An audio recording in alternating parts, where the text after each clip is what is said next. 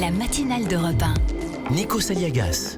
Et les 8h12, on retrouve Vincent Hervouet, Nikos, comme chaque jour, pour l'actualité internationale. Monsieur Hervouet, bonjour. Bonjour Monsieur Aliagas. Ça y est, l'après Bouteflika a commencé en Algérie. Ouais, jusqu'ici tout va bien. Le nouveau gouvernement est tout sucre. Il n'utilisera plus la publicité pour récompenser ou serrer le kiki des journaux, selon qu'ils disent du bien ou du mal de lui. Fin aussi de la persécution bureaucratique des ONG, des partis, des syndicats. On entend chanter les anges en quelque sorte. Le Conseil constitutionnel se réveille soudain. Il constate la vacance de la présidence. 7 semaines de manifestation ne l'avaient pas empêché de dormir.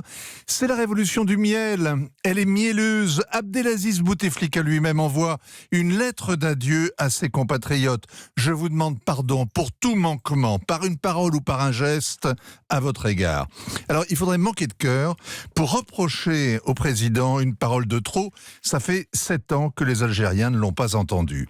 On sait l'ingratitude des peuples. Cette journée de printemps algérien n'efface pas le chômage massif, les 1000 milliards de dollars de la rente pétrolière et gazière gaspillés dans le clientélisme, la corruption vertigineuse et les généraux qui devaient rester dans leur caserne et qui restent intacts au milieu des ruines.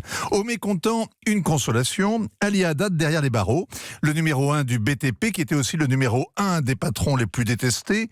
Il a été arrêté à la frontière tunisienne avec 5000 euros sur lui, un pourboire vu la fortune amassée avec les marchés publics. Haddad en prison pour non-déclaration de devise. C'est comme condamner un kamikaze pour défaut de port d'armes. C'est ridicule, mais ça évite de réclamer des comptes aux fonctionnaires que le grand corrupteur a corrompus. Et le général Gaïd Saler dénonce, lui, une mafia. Alors de qui parle-t-il ? D'une dizaine de nouveaux riches interdits de sortie du territoire et dont toute l'Algérie récite la liste avec joie ?